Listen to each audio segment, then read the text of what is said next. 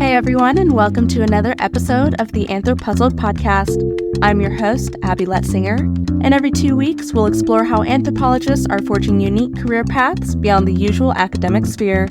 Tune in, get inspired, and start piecing together your own career puzzle within the world of anthropology.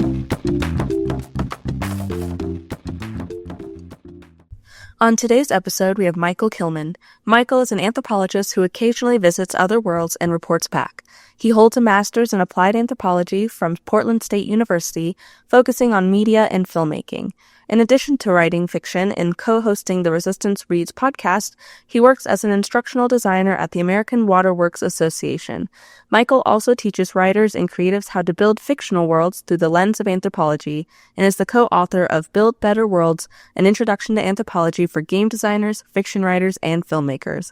How are you doing today, Michael? I'm doing pretty good. How are you doing today, Abby? I'm doing great as well. So we got a lot going on in that introduction. So what is it that you do, and why is it important in regards to anthropology? Well, I really like stories, I think, is the big thing. I like to have my hands on a lot of things, but all of them really kind of surround the human experience. And, I've always been a very creative person, always trying to do a variety of things from music to filmmaking to writing books. But really, at the end of the day, I think the thing that informed me most was anthropology, to the point where when I started out as an undergrad, I changed my major several times until I finally settled in anthropology. And I was like, this is it. This is finally it. And I loved it. I love being out in the field, and I love listening to people's stories and learning about the various ways of knowing that are possible and upending my own assumptions about the world. And that is what I think really kind of informs everything that I do. So you have a couple things here that you work on. So you write fiction and you co-host a podcast, and then you also work as an instructional designer at the American Waterworks Association. So what does your day-to-day look like doing all these different things? Yeah, I mean, the Resistance Reads podcast is only once every 3 weeks. So it's just read a book, do a little bit of background in the bio, and then really I'm just kind of talking from all of my knowledge and experience from anthropology and political philosophy that I gained through grad school. I also taught as an adjunct professor for 11 years. That's probably not entirely finished. I love teaching. I love especially teaching in person and interacting with students. So I'm sure I'll be back teaching again one day. So all of that experience kind of informs what I do. So I don't really honestly prepare that much for the podcast. It's just kind of like an excuse to read books, really, and with my friend, and then and that is talk about political philosophy and how dystopian fiction or spec fiction or literature apply to the kinds of political turmoil and systems of oppression that we see on a day-to-day basis. So that's really, and this was also kind of a response to the second Trump administration. Both of us are like, we better do something interesting, like maybe host conversations. So that's what we started doing last March. And of course, we started with 1984 because everything just felt so Orwellian at that point. So we started with that and proceeded from there. And again, it's like only once every 3 weeks.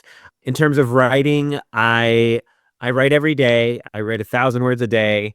I'm about to hit my 3-year anniversary for that. And sometimes it's just journaling, but and sometimes it's really just honestly a third of my stuff I throw away.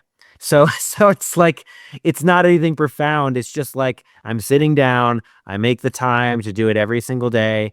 And then of course I have my regular 9 to 5 job. And the thing I enjoy about instructional design is that, first of all, definitely anthropology ties into it, because you're thinking about how people learn, how people are enculturated to knowledge, and how you can present that information to translate across the human experience. And so, a lot of what I do is just kind of design courses, and which is not dissimilar from teaching in a college classroom. So there's a lot of overlap there. So with being an instructional designer, how did you get into that?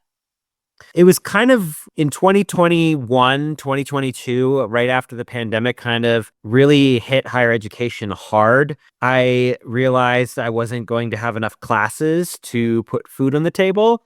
And before, I started teaching in 2014, right out of grad school. By 2015, 2016, I had enough classes where I was able to at least pay the bills. But then and then 2018, 2019, I was like one of those adjuncts who did like 7 classes all the time and just basically, doing nothing but grading until my eyes were bleeding kind of thing, right? But I was making enough money to be okay and afford my place to live and all that stuff.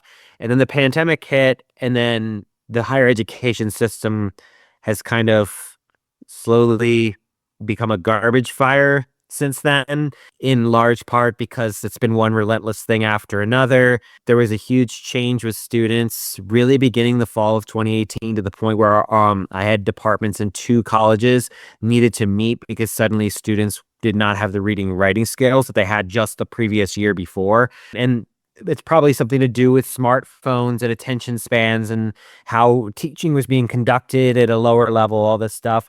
And then after that, the pandemic hit, and that really messed with higher education. And then along comes, ChatGPT and AI and all that stuff. And so obviously, for a lot of reasons, higher education is a crisis. So in 2022, I started kind of like looking around at other kinds of jobs, and I met someone who was like, "Hey, my company is hiring for an instructional designer." And I was like, "What is that?" So I looked it up, and she's like, "Go ahead and apply, and I'll put a good word in for you." And so I did, and so I worked for that company for about a year, and I liked the work. I did not enjoy the company as much, but I was like, okay, I definitely can do this. And then I went back to teaching for a little while. And then I found another instructional design job last year. So it's one of those things that I kind of just fell into, and it really kind of fit with my existing skill set. Now, as a professor, do you have a PhD? I can't remember. My master's. You have a Yeah. master's. Okay. So what is that experience like? Because everyone that I talk to is like, you need a PhD to teach. And I'm like, what if you don't want to go get a PhD? Well, you can teach it now. When I was teaching in 2014, I mean, I taught at CU Denver. I even taught graduate level classes in some cases. So, like, it's really just depends on the department. However, there was discussions of a full-time position for me at CU Denver. I think it was 2018, 2019. But ultimately, the dean was like, well, we want all of our new people to have PhDs. We'll grandfather you in so you can teach with a master's. You can absolutely teach with a master's at a community college, though. So, I mean, my co-author on Build Better Worlds, she actually just landed a full-time gig at a community college, which is like, it took her 12 years before she landed one. So it's not a reliable career path. But if you love teaching, if you love public speaking and engaging with people, and you're just like a huge nerd about your topic, like in this case, anthropology, then it can be a very good way to make at least some money. I wouldn't recommend going into adjunct as kind of with the intent of teaching full time. You were able to kind of do it, I think, 5 or 10 years ago, but it's pretty precarious these days.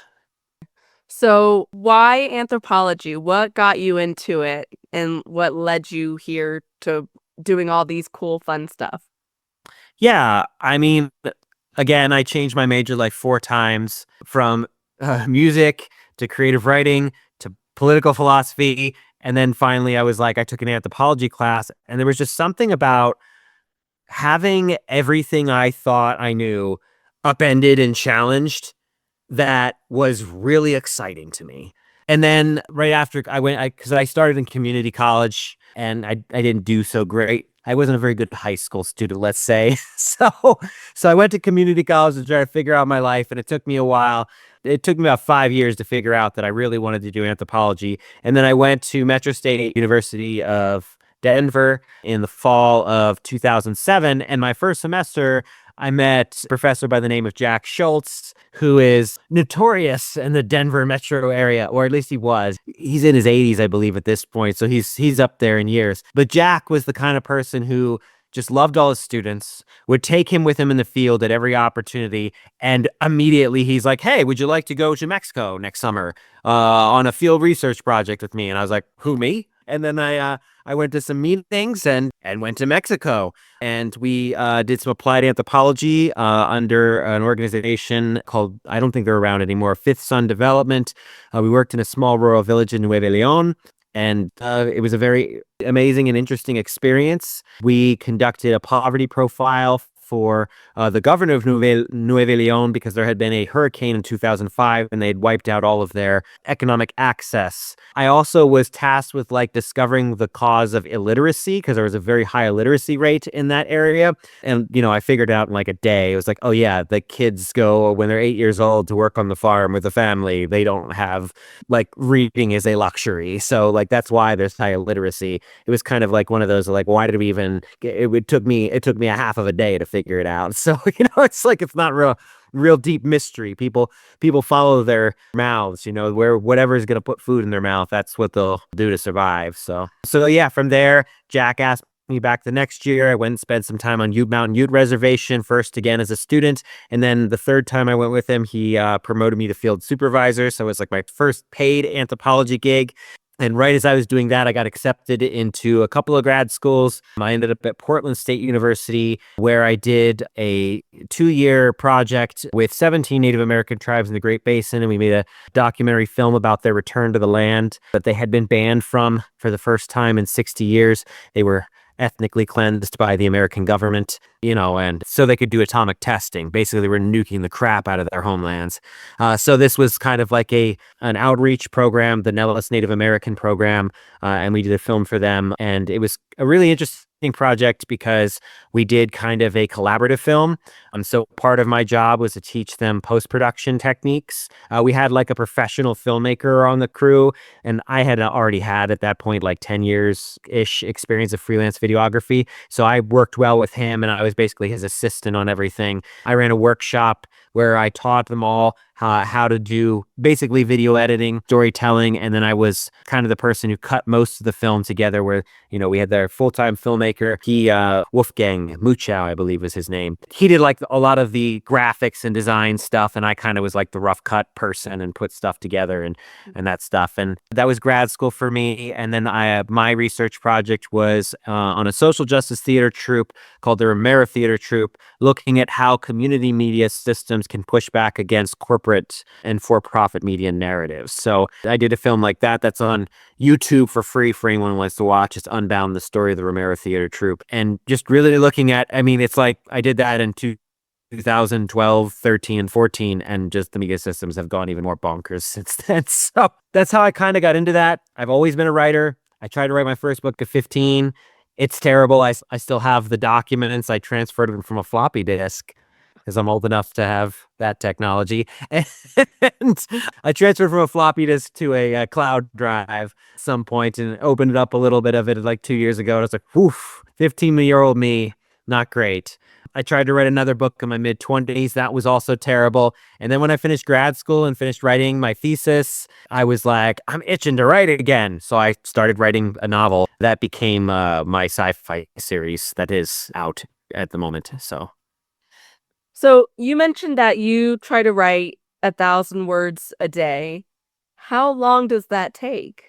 If I'm feeling in the zone or I just am like stream of consciousness writing, because sometimes that's a little bit of my cheat, is I'm going to just write whatever I can. It can literally be like, I don't know what I'm going to write tonight. And eventually something will start to kind of come up. If I do that, like 15 to 30 minutes, because I type pretty fast. One of my jobs in grad school was transcription, which got me my fingers flying pretty fast. But if I'm being thoughtful about it, which more and more these days I am, 1 to 2 hours. And I also have a little bit of an exception there. I can also edit for 90 minutes. Sometimes it's not a day for writing, especially when you're getting close to the finished novel process. You're going to be doing a lot of editing at that point. So, but the point is that I'm just making consistent efforts to produce something every single day. Okay. Whenever I had to write school papers and they're like, oh, it's got to be like 500 words, I thought it was the end of the world because I'm like, 500 words? That's a lot. I could never contain myself. That was my thing. I'm very verbose on the page and verbose in the voice. So So you also teach writers and creative how to build fictional worlds using anthropology. What does that look like? yeah, so we wrote that book. It's kind of like it says in the title, an introduction to anthropology, and it's really just like here's like core basics. Here are some real world examples mixed in with some super nerdy examples. We sample like we talk about Star Trek and Star Wars and Dungeons and Dragons in there, but we also are like the Kayapo do this thing and they have this practice, or here is a ritual that is done by religion, and understand that pain is one of the most important cathartic kinds of rituals the world over, that pain is very often used in these rituals. And then we have kind of like a bullet points at the end of the book. But what I do is sometimes I get hired to consult. At one point, I consulted with a Chinese company. I don't know what they did with anything. They just asked me a bunch of questions, and that was kind of the end of it. It was a sci-fi company. And then I've also just had a lot of individual come up to me and say, hey, can you help me with my book? Give me feedback on this kind of thing. And really what I just look is like, is their world holistic? And it also like, so the most recent course I taught was back in September. That was at the Colorado Creative Writers Conference, and they host that every year. And it was world building through dialogue. So like, how do we build a really interesting fictional world without any exposition, without any info dumping whatsoever? We're just going to use dialogue and action, and that's it. And a lot of people who did it really seemed to like it a lot. But again, the point is like, you're trying to learn how to embody another human being as a writer. So if you want to do it well, what better tool to use than anthropology? So that's kind of the approach I take. Of course, I'm more of the cultural side. My co-author, she is a forensic anthropologist, so she did all the biological body icky stuff that I'm squeamish about because I'm not good with that stuff. But since she's a forensic anthropologist, she wrote a whole chapter on body decay for people. So if they want to know how bodies decay, if you're writing that crime novel, that's the great chapter to reference. But and she also did the archaeological side.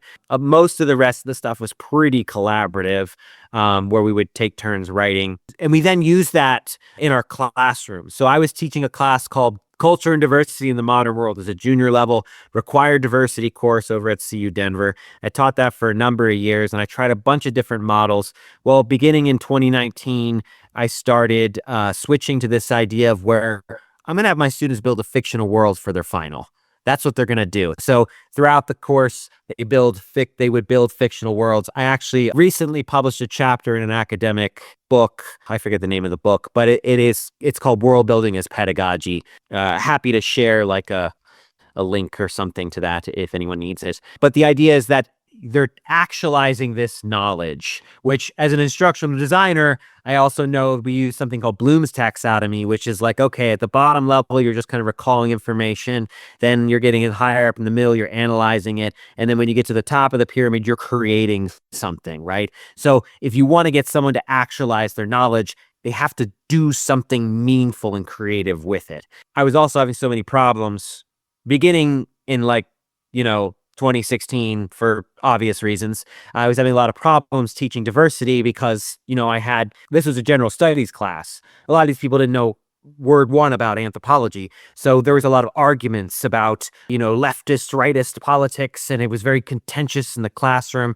And I found I solved that by just they building a fictional world. So I would teach them my same lectures. I'd modify them a little bit. And I'm like, all right, no, so now you have 15 minutes to go work on your fictional world, discuss this. Or they have a whole workshop day where they can kind of build things. And I realized pretty quickly that the best strategy was to have them do it in groups, because I found that forced them to negotiate how the world was built. It wouldn't be so self-indulgent, which would get them not into the mode of anthropology, but into the mode of like personal creativity. Some students resisted that. They hated the group projects, and group projects are not always perfect. I had peer reviews, for example, to make sure everyone was actually doing work and not just showing up and saying they did. But the whole point was in the discussion different students would remember different parts of the knowledge from the course, and then they would actualize it better. And the worlds became so much better once they were in group projects. And then it forced them to contend with the fact that they don't agree with the other person on their politics. But they still have to produce a product. And so it was kind of a lesson within a lesson within a lesson sort of thing, like a little Matryoshka doll. So I do that, one-on-one with some people. I sometimes, go to cons and go on panels and those kinds of things. But I just try to frame everything as like, at the end of the day, anthropology is just about stories. Whether you're talking about the stories we tell about archaeological sites or the bones or fossils that we dig up, or we're just talking about what is the lived experience of humans. You always hear that quote by Neil deGrasse Tyson, and that might be actually originally Carl Sagan, but we are made of star stuff, right? But actually, yes, physically, but humans are made of story stuff. We are beings of weaving a narrative. That's what language is a tool for. It's for communicating our story to another person. Whether that story is like, I need to get something at the grocery store, what choose your own adventure would you have today? Or it is, the complex threads that we weave in myth and legend and reality. And so I actually think that like anthropology, I mean, of course I'm biased because I'm an anthropologist, but I think that everyone really should begin their education with anthropology, because learning how other people around the world construct their reality helps you to better learn and understand yourself. So that's what I do when I'm consulting. I'm like trying to get them like, well, if you think about this, how would this character would embody? What obstacles would they be facing from the political and economic system? What unique skills do they have that also provide limitations? That kind of stuff. That's one thing that I try to teach my family, because we're on two different ends of like the political spectrum and the religion spectrum. And, they are like, oh, my religion is the only religion, like most religions say they are. And I'm like, okay, but think about it from an anthropology point of view. Everyone's religion is explaining the same thing, but in a way that their culture and traditions and their people will understand it and make sense to them.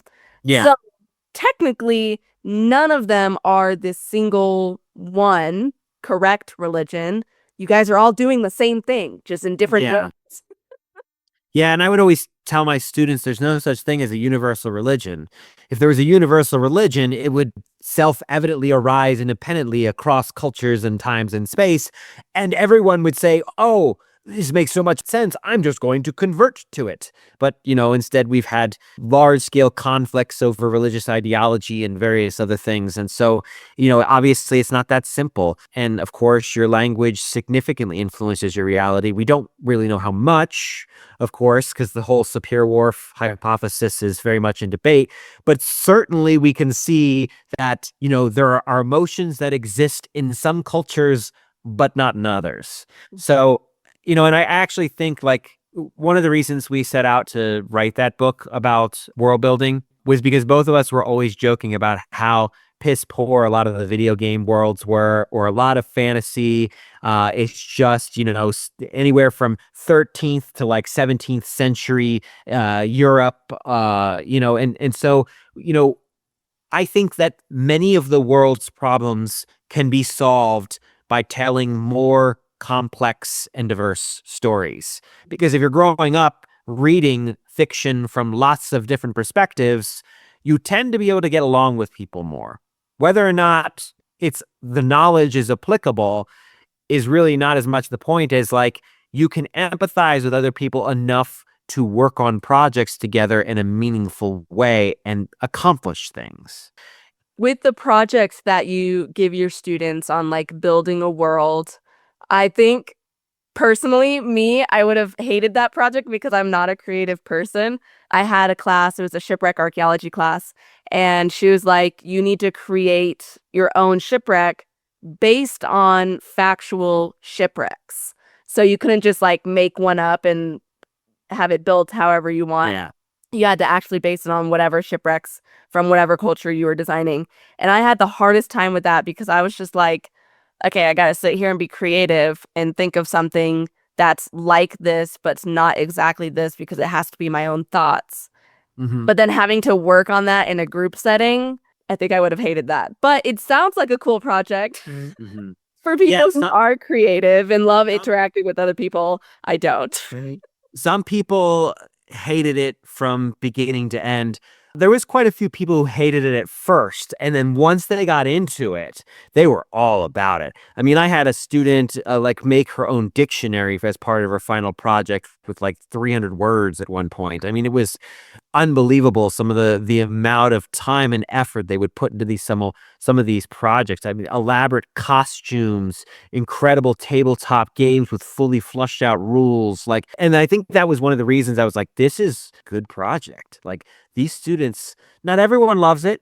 Not everyone's gonna love it. Not everyone loves it every class. You could either be the best professor in the world, and there's always gonna be people who think you're an asshole. It's just the way it is. And by the way, you say you're not creative, but you're doing a podcast. I feel like you're underselling it, or perhaps your definition of creativity is constrained by something someone told you at some point. But doing a podcast, that's a creative endeavor.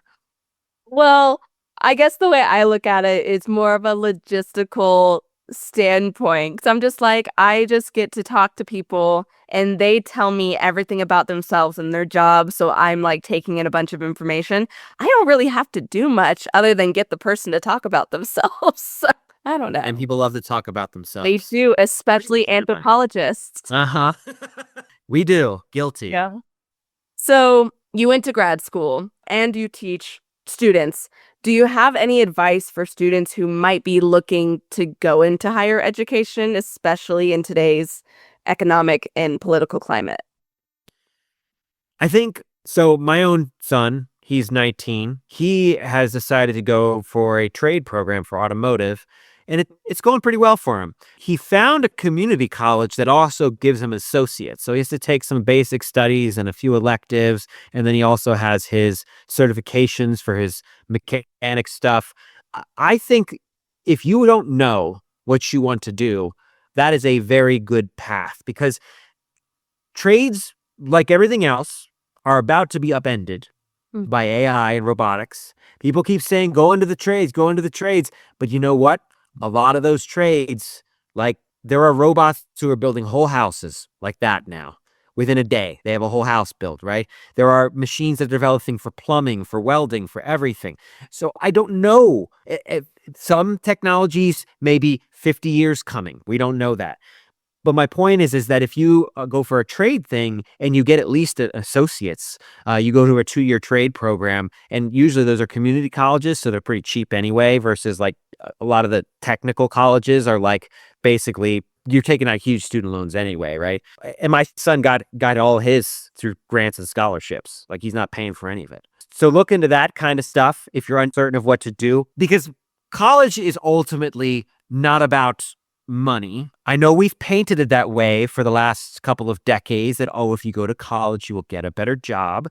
And that was true. It's not as true. I think it's still at least somewhat true. And it depends on what level of education you get.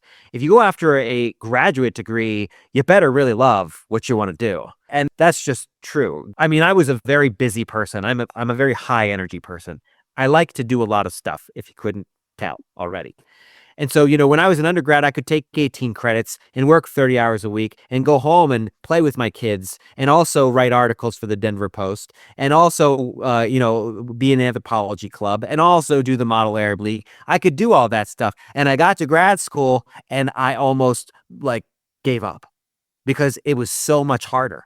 The bar is so much higher. So for grad school, only if you're truly passionate. But if you're sincerely curious about the world, and you want to become a more well-rounded person, and you actually intend to do the majority of the reading, then go to college. Because there is nothing more valuable for your mind and your soul than it is to go and have your ideas challenged for 4 years. It really helps you to figure out who you are, and it sets you up for kind of lifetime self-reflection, which, this world is hard. Life is hard. It's really hard. But if you have a power of self-reflection, you will suffer less. Mm. And so I think college is a key to suffering less, not because of the economic factor, but because of what you get from it if you sincerely engage. If you go to college and all you do is, there were students like this, they paid people to write their papers. Before there was ChatGPT, there was always cheaters. There's always been cheaters. Those people get nothing out of their experience. But if you do most of the work, you're not going to do everything. I never did everything. You have to budget your time. There's just only so much you could do. But if you do, say, 80% of the assignments and the work, then you're going to understand yourself in a way you could not have done easily otherwise. And some people are very self-reflective by nature. Some people naturally read a lot of books. Some people get the opportunity to travel. Those are largely luxuries these days. And college increasingly is becoming it. So I would say if you're looking for something practical, trade mixed with community college, I think, is probably one of the best ways to go. And that enables you to say, I have a 2-year degree. I can go to college. I can go over my other 2 years and I could do the fun stuff, all the electives and the things that interest me. I've already got the core requirements out of the way. If you're wanting to like really grow as a person, and it's a little bit of a privilege. It's becoming more of a privilege again. If you have that privilege and opportunity, I would take it. I'm a hyper curious person. And in grad school, only if you really love the thing you're doing, because it is brutal and there's no guarantee you're going to make more money. Unless you're something very specialized like nursing, which is grad school, or you're going to be a corporate lawyer, or you want to run the rat race, that kind of stuff, right? Or a doctor, or an engineer of some kind. Then the grad school is a little different. But if you're going for like humanities and the social sciences and that kind of stuff, like you just better really love like doing nothing but eat, sleeping, and breathing that content every waking minute for like the 3 to 5 years that you're in grad school. So Yeah, and I think that's always good reason to not just jump straight from undergrad to grad school so that you can go out, get some work experience, and figure out what it is that you want to do and if your job requires you to have a master's degree. Because like you said, a master's degree is no guarantee it's going to get you a better job or a better nope. paying job. But Hasn't really done a whole lot for me income wise. I mean, certainly having a master's degree going into instructional design, I got a pay bump, but overall, I don't think it's really done much. But then they also say that with the social sciences and liberal arts and humanities, they tend to have higher income much later in life, where like they end up, I think on average, it said on average, these are all averages, right? They make more money than like an engineer or a scientist over the course of their life, but it comes much later, like in their 50s and 60s. Like it's a harder path. But yeah, I went straight to grad school after undergrad, but like it almost took me 8 years to do undergrad. And there was like, I had kids in the middle of that. And I had like a whole series of life experiences to make me reflect and think about what I really wanted. And I had 2 internships and a paid anthropology gig under my belt when I entered grad school as well. So that also. And I was also a member of the High Plains Society for Applied Anthropology, which I eventually became their president for a couple of years. And I had already presented at academic conferences. So I was like deeply invested and ready to go to grad school. So now, do you feel that by obtaining an anthropology degree, it has helped broaden your viewpoint and perspective on how you view the world? I wouldn't trade it for anything. My student loans are ridiculous. Let's just be clear. In part because of some complicated financial stuff that happened during when I was in grad school. But like, if you offered me all that money back in cash today, I would not take it. Because I mean, I got to work with 17 tribes in a part of the world that very few people are allowed to go unless you are employed in the military and the very like clearance level in some cases, very restricted area, and see and discuss things that no other person got to do in that particular moment. I mean, these were one of the lifetime experiences. The same was true with my time on Ute Mountain and in Mexico, and all the other things that I've done with my anthropology degree. It is so invaluable because at the end of the day, like how much or little money I have pales in comparison to the things that I experienced. For individuals who want to travel and get involved and invested in other cultures, other people, anthropology is the way to go. Like the amount of individuals I have talked to where they're like, oh, I did a stint over in Zimbabwe or Uganda, or I got to go to China to do my master's.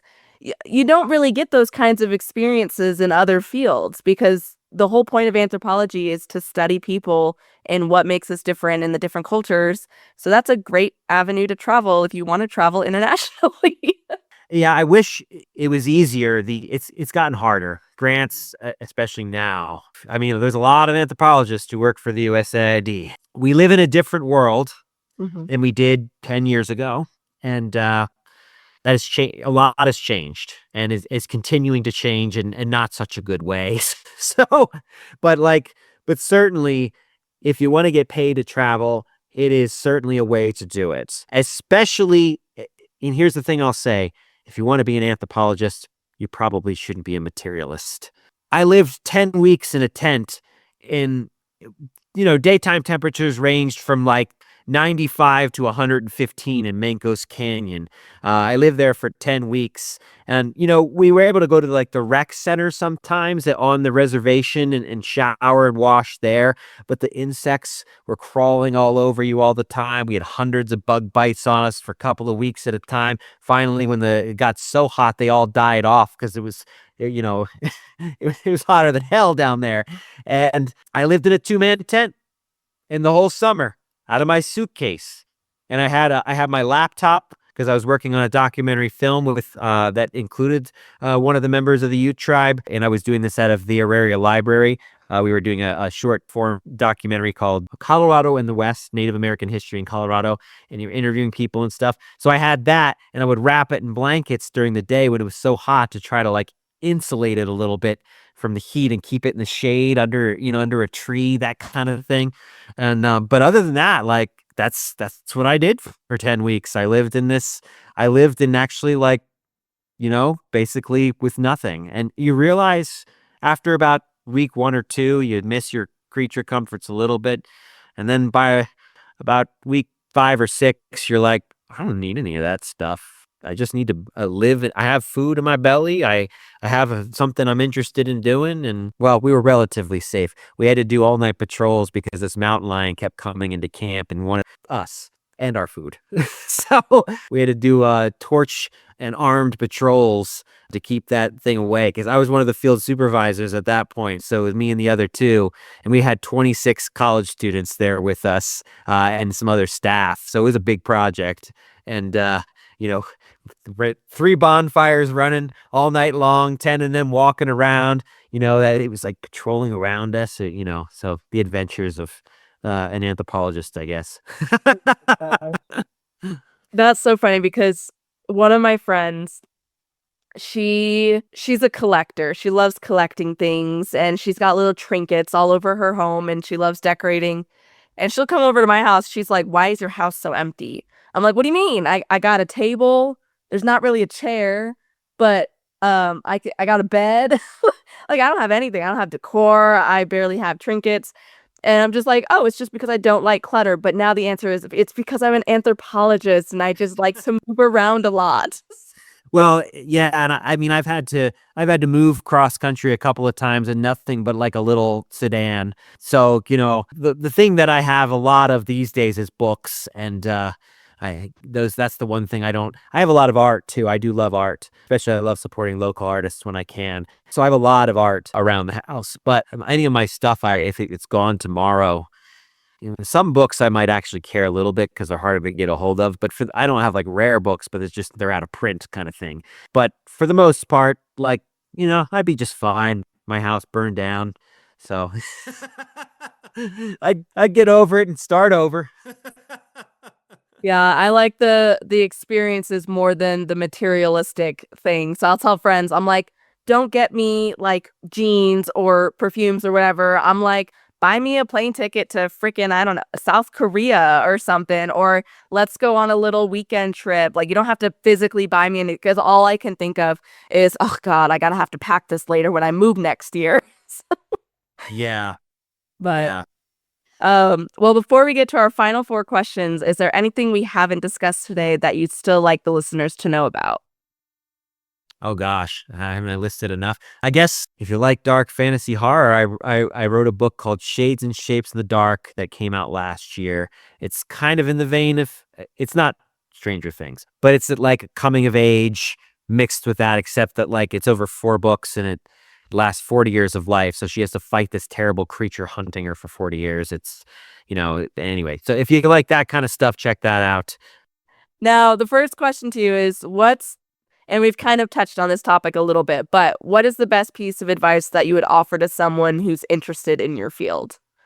In anthropology specifically, I would say, so obviously go to college. You're going to have to do that for anthropology, but as soon as you can, and often this is true once you get to be about a junior or a senior, get out into the world and see if you could do something with it. Volunteer if you have to. I'm not big about the paid internships, but like sometimes they have college classes that you can take that are internships, like capstone projects, those kinds of things, and get into them. Because here's the thing, there's a lot of people and a lot of students that I have seen be like, I love anthropology. And then you get them out into the field and they crumble. So are you the kind of person who crumbles when you're suddenly put in a different culture? That's a really important question to ask yourself if you're going to be a part of this field. And if you're curious and you don't really know and you have the opportunity, go travel to another country by yourself. Yep. You want to figure out if you could be an anthropologist? You gotta do that, right? It's funny because like I sometimes will hear people be like, "Well, I'm a woman, I can't necessarily do that." And I was like, "You think you're not going to be in dangerous situations as an anthropologist as a woman?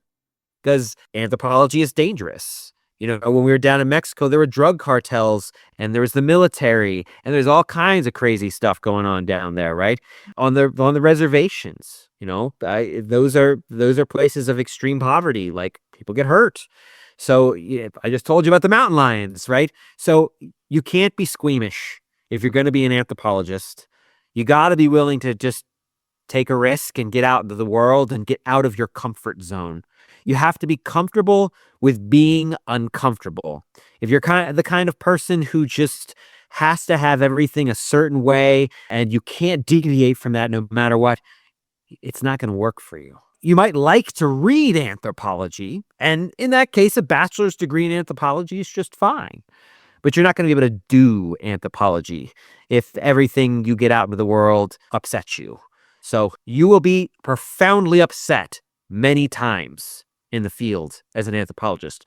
You may be scared for your life in some situations. There's a couple of times I've had that experience. So you just got to be willing to get out there. But if you're just curious, there's nothing wrong with just being curious about anthropology either. But that's why if you want to go into this field, you got to find out if you really want to be in the field. And the way to do that is to have early experiences. And they can be as simple as, I'm going to go sit out in the hot sun and dig on an archaeological site as a volunteer. There's lots of, if you want to do archaeology, that part of anthropology, there's plenty of opportunity to go on digs. People love the hire free shovel bums. So cultural is harder. There are programs. I was very, very fortunate in that Metro State at the time had like more anthropology internship opportunities than any other college in the state. We had 4 professors taking people to the field at that point. So I was very fortunate that I fell into that. If your college doesn't have that, you might have to look around a lot harder. So internships are a super big key. You got to get your feet wet. You got to see if it's for you. Absolutely. And I totally agree with the traveling alone thing because it'll make or break you. Like I've traveled alone multiple times. And honestly, sometimes I prefer to travel alone because then if I'm getting myself in a situation, the only person I'm worrying about is myself. Like I'm in an area where they don't speak English. Okay, work the problem is pretty much what you're doing whenever you're abroad. And then when you add more people into the mix, then it's like, okay, everyone reacts to everything differently. Some are going to have more insecurities than others. I experienced this when I was in Mexico with my sister. She was a lot more cautious in the area than I was. I was just like, it's fine. Just be confident. You'll be fine. No one will mess with you. And she's like, oh my God, we're carrying tourist bags. We're going to get mugged. And I'm like, you need to chill out. So it definitely teaches you to problem solve and, plan ahead, be organized, making sure that your phone is charged or you have directions pulled up. So I think it's a really good experience for anybody who has the ability and the affordability to go do so. Study abroad, do that at least one semester if you can. Yeah, I will say I did my solo traveling before there were cell phones.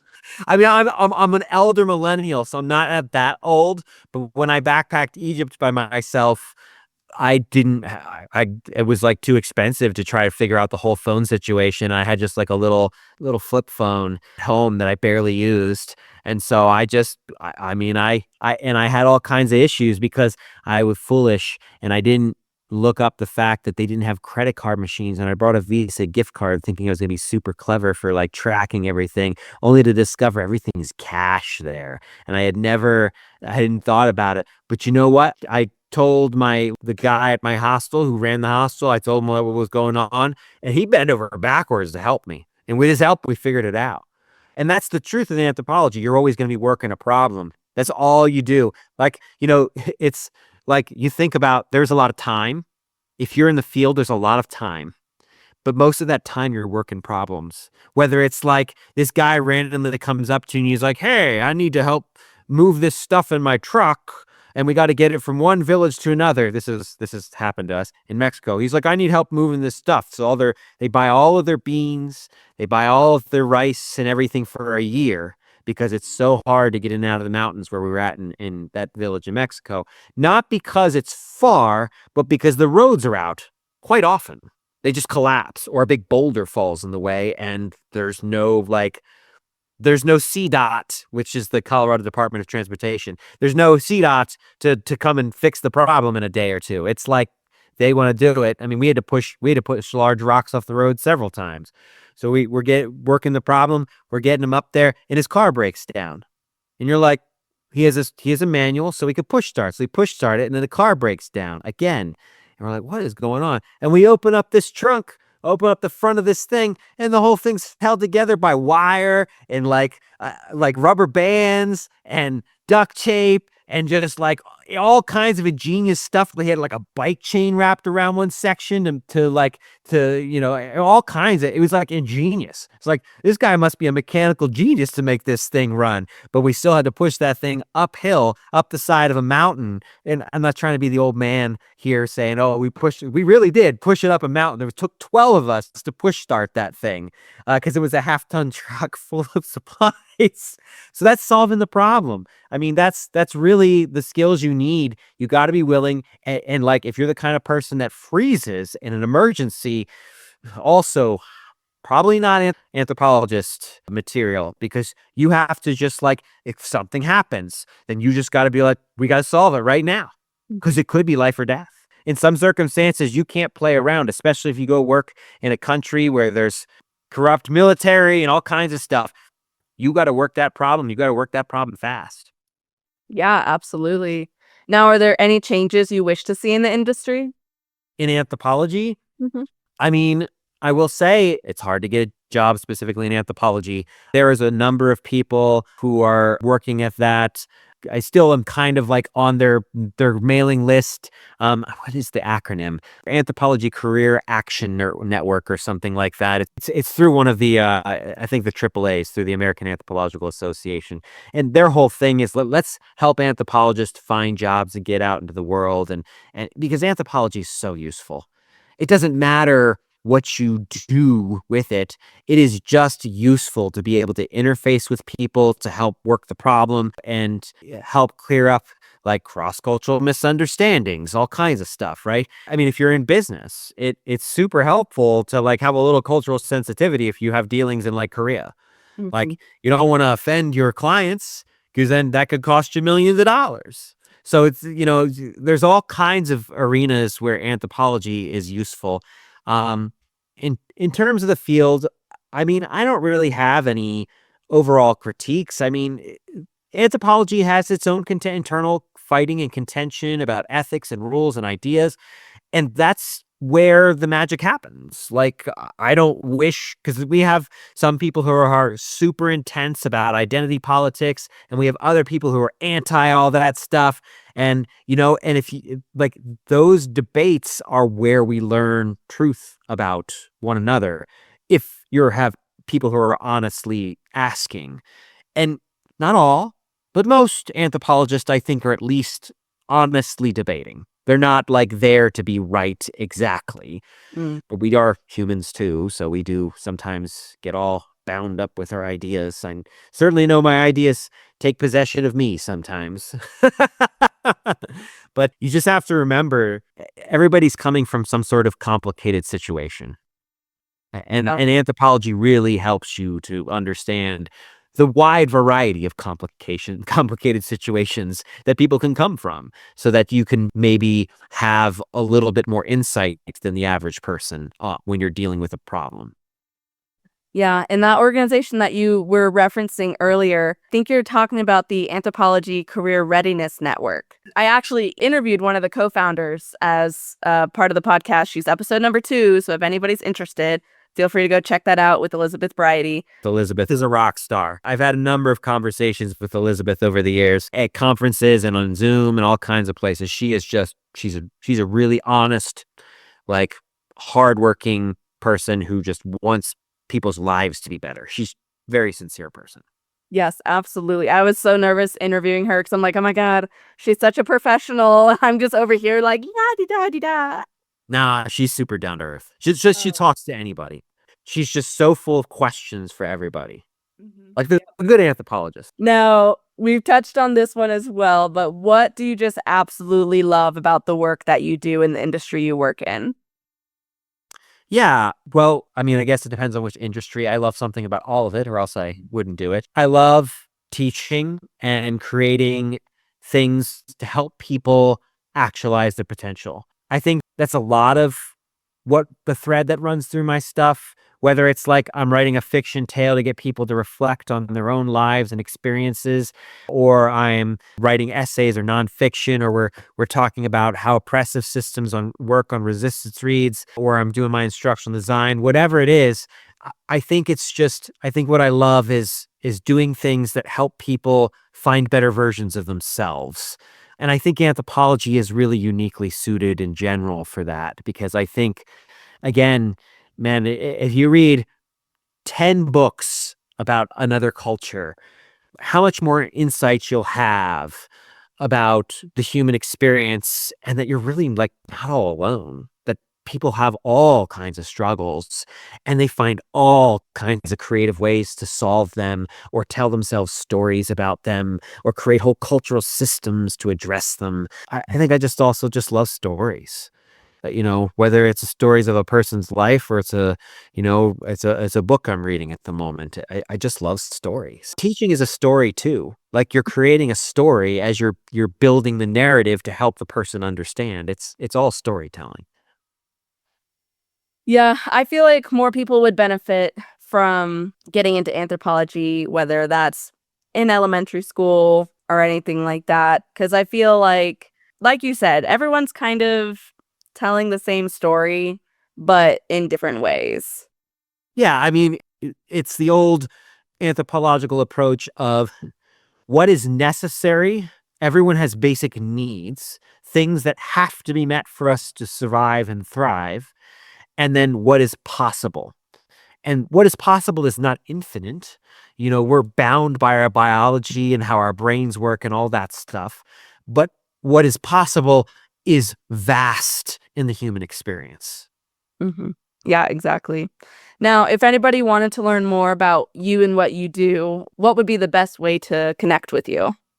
That would be my website, liridianslaboratory.com. It's the name of an evil character from my very first attempt at a novel, and I thought he was such an interesting character, but the book was so bad. So liridianslaboratory.com, you'll find everything about me on there, my books, my podcast.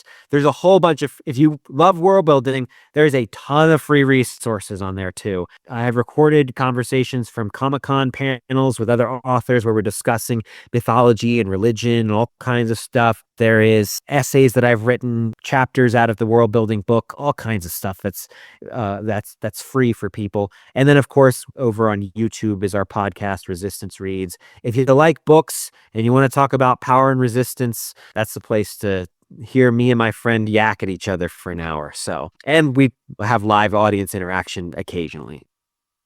Well, thank you so much for coming on and talking about all things, anthropology and world building.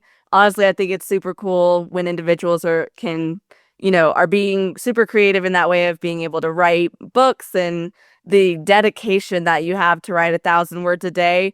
Kudos to you. I can barely keep up with one thing. I started with 100. That's the thing. You start small. I started with 100. Then I went to 250, and I did these for a month. Then I went to 500, and then I was like, okay, I can do 1,000.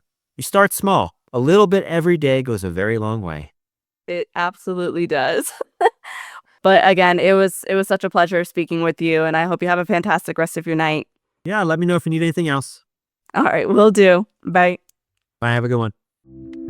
Thanks for listening to another episode of AnthroPuzzled. This show is produced by me and distributed in collaboration with the American Anthropological Association. A special thanks to Cheyenne Brewer for editing the website, L. Akers for the incredible logo design, and to AnthroPuzzled's interns for tackling the episode descriptions, resources, and transcriptions. The music is courtesy of Chad Crouch, aka Poddington Bear of Sound and Picture. If you have any questions, you can reach me at abby.letsinger@anthropuzzled.com or as AnthroPuzzled on Instagram, Facebook, and YouTube. Until next time.